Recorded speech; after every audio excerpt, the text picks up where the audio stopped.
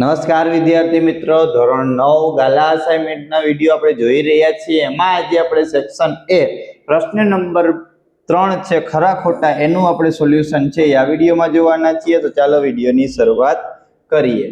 એમાં નીચે આપેલા વિધાન ખરા છે કે ખોટા એ જણાવવાનું છે. પ્રકરણ નંબર 3 માંથી એ ખરા ખોટા તમને પૂછેલા છે. યામાક્ષો 0 અને 0 પરમાં 0 અને 0 માં પરસ્પર છેદે છે. તો આ વિધાન કેવું થાય? સાચું થાય, કારણ કે આપણે આમાં આલેખ દોરીએ તો એ 0 0 માં બે છેદતા હોય છે. આને યામાક્ષ કહેવાય છોકરાઓ. આ એક્સ અક્ષ હોય, આ વાય અક્ષ હોય, એને યામાક્ષ કહેવાય છે. 5 અને -5 એ એક્સ અક્ષ પરનું બિંદુ છે. તો આ વિધાન કેવું છે? ખોટું છે, કારણ કે કોઈ બિંદુ એક્સ અક્ષ ઉપર હોય ને છોકરાઓ, દાખલા તરીકે અહીંયા 3 છે, બરાબર છે, તો અહીંયા 3 ને 0, વાય હંમેશા 0 આવે, અહીંયા વાય -5 છે, એટલે ક્યારેય એક્સ અક્ષ ઉપરનું બિંદુ હોઈ શકે નહીં. બિંદુ P 5 અને 0 અને Q 3 અને 0 હોય તો PQ બરાબર 8 થાય. તો વિધાન સાચું છે, કારણ અહીંયા જોજો, બરાબર, તમને બતાવું છું કઈ રીતે થાય. તો અહીંયા જો 0 1 2 3 4 5, બરાબર, એટલે આપણો આ જવાબ આવશે 5 અને 0. અને બીજું Q બિંદુ છે -3, એટલે -1 -2 અને -3, બરાબર. અહીંયા -3 અને 0, આ બે વચ્ચેનું અંતર જેટલા ખાના 1 2 3 4 5 6 7 અને 8, તો 8 છે, માટે આ વિધાન કેવું છે? સાચું છે. વિધાન કેવું છે? સાચું. ચાલો, એના પછી છે P બરાબર 7, Q બરાબર 3, R બરાબર -3, S બરાબર -5 હોય તો P પ્લસ R અને Q માઇનસ S ચતુર્થ ચરણમાં આવે. હાલો, P પ્લસ R અલ્પવિરામ Q માઇનસ S. ચાલો, P કેટલો છે? 7 પ્લસ R એટલે -3. Q કેટલો છે છોકરાઓ? તો કે 3 માઇનસ S એટલે -5. ચાલો, 7 - 3, 3 પ્લસ 5, અહીંયા કેટલા આવશે? 4 8. તો આ કે બે પ્લસ હોય તો એ પ્રથમ ચરણમાં આવે, ચોથા ચરણમાં ન આવે, એટલે આ વિધાન ખોટું છે. ચાલો, બિંદુ 3 -2 અને -2 -5 -2 ને જોડતી રેખા એક્સ અક્ષને 0 -2 માં છેદે, બરાબર છે. ચાલો, અહીંયા આલેખ આપણે દોરવો પડશે. પહેલા આલેખ દોરી નાખશું ઝડપથી, બરાબર છે. અહીંયા જુઓ, આપણે શું કીધું છે? x ઉપર 3, હાલો 1 2 3 4. ચાલો, -1 -2 -3, બરાબર છે. x ઉપર -5, 1 2 3, બરાબર છે, 4 અને 5 અને 6. અને y ઉપર કેવા છે? -2, એટલે આવી ગયા. અહીંયા ઉપર લખો 1 2 અને 3.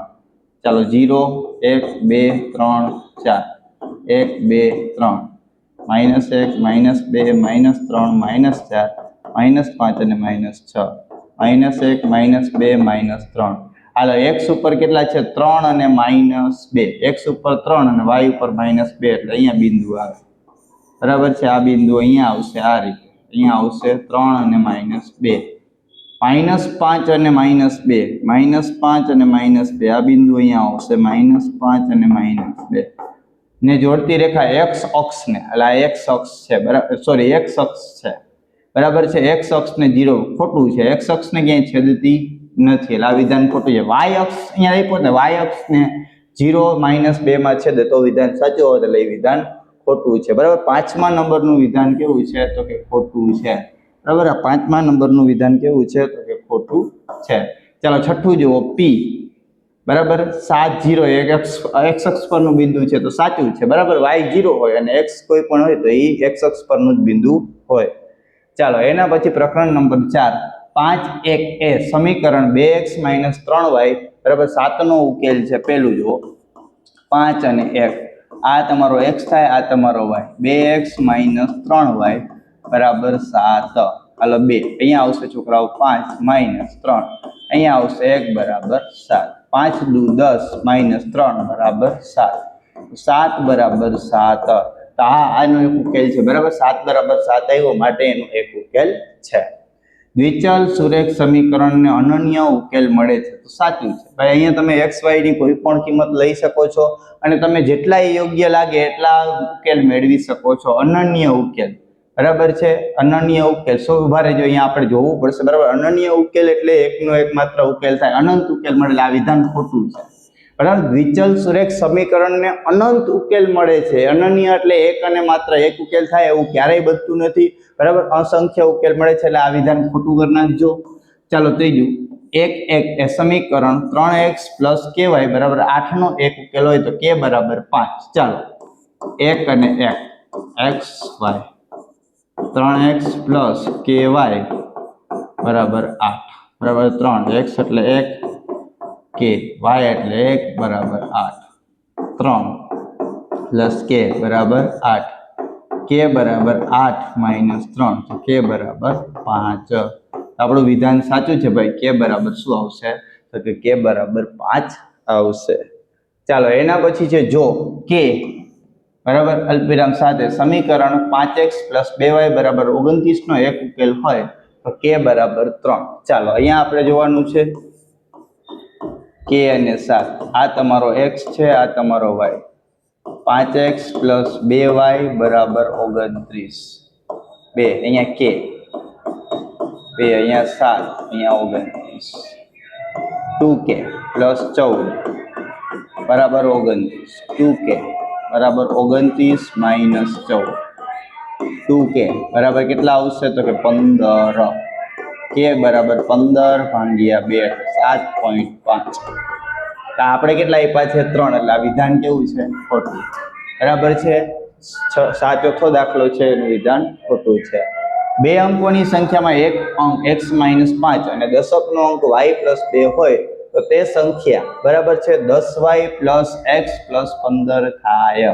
ચાલો અહીંયા દશક એટલે 10 વડે ગુણવા પડે, 10 એકમ એટલે આમ નામ રાખશું. ચાલો કરો સરવાળો. 10y + 10 દુ 20 + x - 5.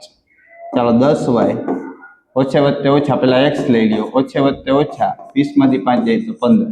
તો હા, આ જવાબ આવે છે, માટે આ વિધાન કેવું છે સાચું છે. દશકનો અંક હોય તો એને આપણે હંમેશા 10 વડે ગુણવા પડે. સમીકરણ x + y બરાબર 1 નો આલેખ એક માંથી પસાર થાય છે. બરાબર છે, એક માંથી પસાર થાય એવું ખોટું છે, કારણ કે એવું બને જ નહીં. બે અહીંયા આવજો, બીજું 0 1 હોત તો પસાર થતો, એટલે વિધાન ખોટું છે. ચાલો એના પછી લંબચોરસના સામસામેના ખૂણા બરાબર પૂરક કોણ હોય. બરાબર છે, પૂરક કોણ ન હોય છોકરાઓ, કાટકોણ હોય, એટલે આ વિધાન ખોટું છે. બરાબર, સામસામેના ખૂણા એકબીજાના કેવા હોય પૂરક કોણ હોય. જો સમજે તો વિચારો એક જ મિનિટ. બરાબર, આપણે વિચારીએ બરાબર, સામસામેના ખૂણા કાટકોણ હોય, પૂરક કોણ ના હોય, એટલે વિધાન ખોટું છે. બે એકરૂપ સમબાજુ ત્રિકોણને એક બાજુથી જોડતા ચોરસ બને છે, એ વિધાન પણ ખોટું છે. બે ત્રિકોણને જોડશો એક બરાબર સમબાજુ ત્રિકોણને, આ રીતે સમાન બાજુ સરખા હોય એવા ત્રિકોણને, તો આ ક્યારેય ચોરસ બનશે નહીં. બનશે ચતુષ્કોણ પૂછ્યું હોત તો સાચું આવત. બરાબર, ચોરસ છે એટલે વિધાન ખોટું છે. ત્રિકોણનું કોઈ એક શિરોબિંદુ તથા તેની બાજુઓના મધ્ય બિંદુઓને સમાંતર બરાબર મધ્ય બિંદુઓ ઓ સમાંતર બાજુ ચતુષ્કોણના શિરોબિંદુ છે, તો આ વિધાન છે એ સાચું હોય છે. ચાલો એના પછી જે ત્રિકોણ એબીસી ની બાજુના મધ્ય બિંદુ PQR, ત્રિકોણ એબીસી ની પરિમિતિ 20 સેમી હોય તો ત્રિકોણ બરાબર છે PQR ની પરિમિતિ 40 સેમી થાય. હવે અહીંયા ધ્યાન રાખજો, અહીંયા ત્રિકોણ છે એ બી અને સી બરાબર, એના મધ્ય બિંદુ P, Q અને R. હવે વિચાર કરો, મોટા ત્રિકોણની પરિમિતિ 20 હોય તો નાના ત્રિકોણની પરિમિતિ ક્યારેય 40 થાય ન થાય. બરાબર, એટલે આ વિધાન ખોટું છે. બરાબર, અંદર આવેલું છે નાનું ત્રિકોણ છે, તો મોટા ત્રિકોણની પરિમિતિ 20 હોય તો નાના ત્રિકોણની પરિમિતિ ક્યારેય 40 થાય નહીં. સમબાજુ ચતુષ્કોણના વિકર્ણો સમાન હોય, ખોટું છે. સમબાજુ ચતુષ્કોણના વિકર્ણો સમાન ન હોય, ચોરસ હોય જો એના વિકર્ણો સમાન હોય, સમબાજુ ચતુષ્કોણના વિકર્ણો સમાન હોતા નથી. દરેક લંબચોરસ છે એ ચોરસ છે, વિધાન ખોટું છે. દરેક ચોરસ છે એ લંબચોરસ છે બરાબર, પણ દરેક લંબચોરસ હોય એને આપણે આને ચોરસ કહી શકીએ નહીં, પણ આપણે આ હોય તો આને લંબચોરસ કહી શકાય છે. બરાબર છે. એના પછી આપણે પ્રકરણ નંબર 10 જોવાના છીએ. ત્રિકોણ એબીસી માં બરાબર, અહીંયા ખાસ ધ્યાન રાખજો. ચાલો અહીંયા એ બી અને સી આ 90 નો છે, AB બરાબર 20, BC બરાબર 21. આ શોધવાનું છે, તમે પાયથાગોરસના પ્રમેયથી શોધી શકો છો. AC નો વર્ગ બરાબર AB નો વર્ગ પ્લસ BC નો વર્ગ. ચાલો 80 નો વર્ગ એટલે કેટલો આપ્યો છે તો કે 80 નો વર્ગ આપણે શોધવાનો છે છોકરાઓ બરાબર AB નો વર્ગ તમને કેટલો આપ્યો છે તો કે AB નો વર્ગ તમને 20 આપેલો છે પ્લસ BC નો વર્ગ તમને કેટલો આપ્યો છે તો કે 21 આપેલો છે 20 નો વર્ગ 400 બરાબર છે આનો વર્ગ કેટલો થાય 441 એટલે 841 80 નો વર્ગ તો 80 બરાબર છોકરાઓ કેટલા આવશે 29 ચાલો 29 આવશે કેટલા આવશે 29 ચાલો આનો તમને મળી ગયા 29 આપણે એની અર્ધ પરિમિતિ જોઈ છે આની પરિમિતિ શોધશો બરાબર પરિમિતિ એટલે બધાનો સરવાળો 29 20 અને 21 તો કેટલો થાય 10 70 અહીંયા પરિમિતિ 70 થાય છે આપણે અર્ધ પરિમિતિ 70 પૂછે એટલે વિધાન કેવું છે ખોટું છે ચાલો બીજું જે સમબાજુ ત્રિકોણની દરેક બાજુની લંબાઈ 10 સેમી હોય તે ત્રિકોણના કોઈ પણ વેધની લંબાઈ 4√3 સેમી હોય વિધાન ખોટું છે કારણ કે છોકરાઓ જો અહીંયા દરેક બાજુ એટલે a બરાબર 10 b બરાબર 10 અને c બરાબર 10 લખો બરાબર આનું ક્ષેત્રફળ શોધો હેરોનના સૂત્રને s minus a s minus b અને s માઈનસ c ચાલો s એટલે તમારો શું થાય અર્ધ પરિમિતિ આનો બધાનો સરવાળો કરો કેટલો થાય તો કે 30 ભાગ્યા 2 એટલે 15 અહીંયા 15 માઈનસ 10 અહીંયા 15 માઈનસ 10 બરાબર અહીંયા 15 માઈનસ 10 ચાલો કેટલા આવશે તો કે √15 ગુણ્યા 5 ગુણ્યા 5 ગુણ્યા 5 ચાલો અહીંયા હજી ભાગ પાડવા હોય તો પાડી શકાય બરાબર છે જુઓ 5 તેરી 15 ગુણ્યા 5 ગુણ્યા 5 ગુણ્યા 5 ચાલો કોમન કાઢો 5 નીકળી ગયા આમાંથી કોમન કાઢો પાછા 5 નીકળી ગયા √3 બરાબર 25 √3 ચાલો એનું ક્ષેત્રફળ કેટલું થાય 25 √3 હવે ત્રિકોણના ક્ષેત્રફળનું સૂત્ર બીજું છે 1/2 પાયો ગુણ્યા વેધ ચાલો ક્ષેત્રફળ કેટલું મળ્યું તમને 25 √3 1/2 પાયો એટલે આપણે જે 10 છે એ વેધ આપણે શોધવાનું છોકરાઓ હાલો અહીંયા ઉડશો 25 × 50 √3 આ 10 છે એ ગુણાકારમાં સામે આવે તો ભાગાકારમાં બરાબર વેધ તો મીંડું ગયું 5√2 3 આપ્યો ને તો વિધાન સાચું પડત પણ આપણે અહીંયા 4√3 આપ્યું છે મતલબ વિધાન ખોટું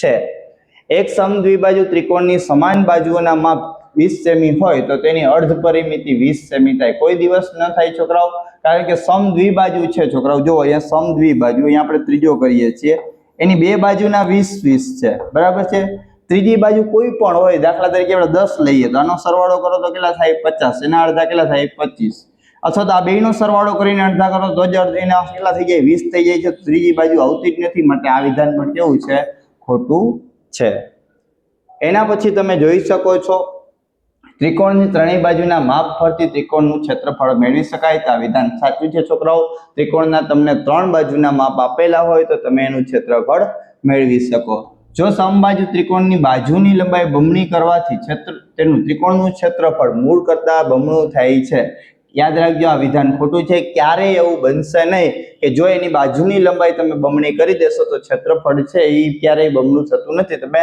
એક ઉદાહરણ લઈ અને ટ્રાય કરી શકશો બરાબર એમાં ક્યારેય એવું બનશે નહીં જે સમબાજુ ત્રિકોણની દરેક બાજુની લંબાઈ m હોય તે ત્રિકોણનું ક્ષેત્રફળ √3/4 m થાય સમબાજુ ચતુષ્કોણ માટેનું સૂત્ર છે √3/4 આ વિધાન કેવું છે સાચું છે બરાબર છે સમબાજુ ચતુષ્કોણના ક્ષેત્રફળ માટેનું સૂત્ર છે અહીંયા છોકરાઓ આપણે જે ખરા ખોટા છે ધોરણ 9 માં એ આપણે અહીંયા પૂર્ણ થાય છે નેક્સ્ટ વિડીયોમાં આપણે નવા વિડીયો સાથે મળીશું પણ એની પહેલા જો તમે આપણી સાથે વોટ્સઅપમાં જોડાવા માંગતા હો તો આપણા નંબર નોંધી લેજો 78 62 88 44 36 થેન્ક યુ